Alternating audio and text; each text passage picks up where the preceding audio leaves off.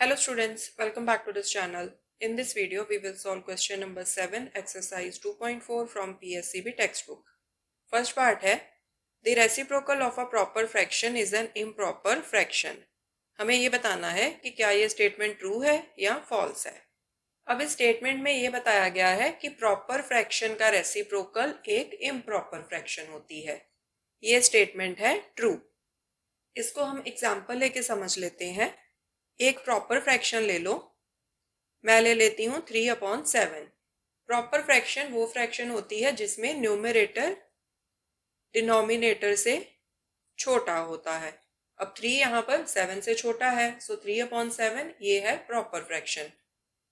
अब इसका रेसिप्रोकल क्या आएगा? रेसिप्रोकल आएगा 7/3. न्यूमरेटर डिनोमिनेटर में चला जाएगा, डिनोमिनेटर न्यूमरेटर में आ जाएगा. अब यहाँ पर देखो 7/3 ये इम्प्रॉपर फ्रैक्शन है. यहाँ पर न्यूमरेटर डिनोमिनेटर से बड़ा है. सो किसी भी प्रॉपर फ्रैक्शन का जब आप रेसिप्रोकल लिखोगे तो वो आएगा इम्प्रॉपर फ्रैक्शन. कोई और एग्जाम्पल ले लो. 2/9. 2/9 का रेसिप्रोकल क्या आएगा? 9/2. सो 2/9 प्रॉपर फ्रैक्शन है, रेसिप्रोकल है 9/2 which is improper fraction. So therefore, this statement, the reciprocal of a proper fraction is an improper fraction. This statement is true.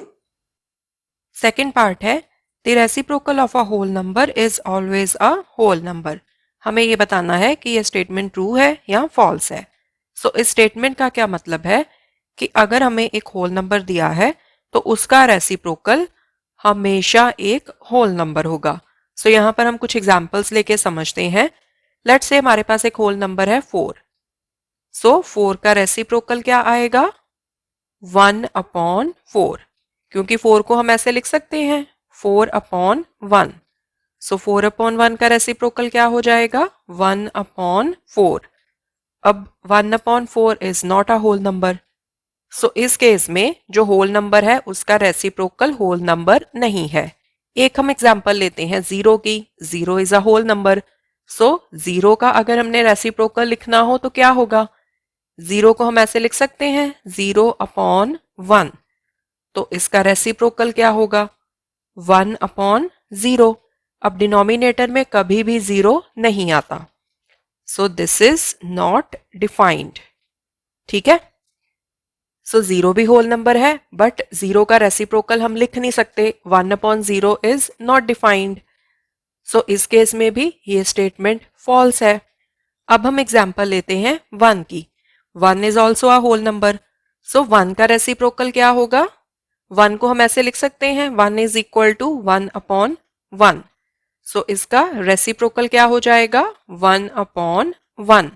So 1/1 is equal to 1. सो 1 के case में जो reciprocal आएगा वो भी whole number आएगा. ठीक है. सो 1 के केस में तो होल नंबर का रेसिप्रोकल होल नंबर है बट 1 के अलावा बाकी के जितने भी होल नंबर्स हैं उनके केस में रेसिप्रोकल होल नंबर नहीं है. सो क्योंकि यहाँ स्टेटमेंट में उन्होंने ऑलवेज वर्ड का यूज किया है कि किसी भी होल नंबर का रेसिप्रोकल हमेशा ही होल नंबर होगा. सो देयरफॉर ये स्टेटमेंट है फॉल्स.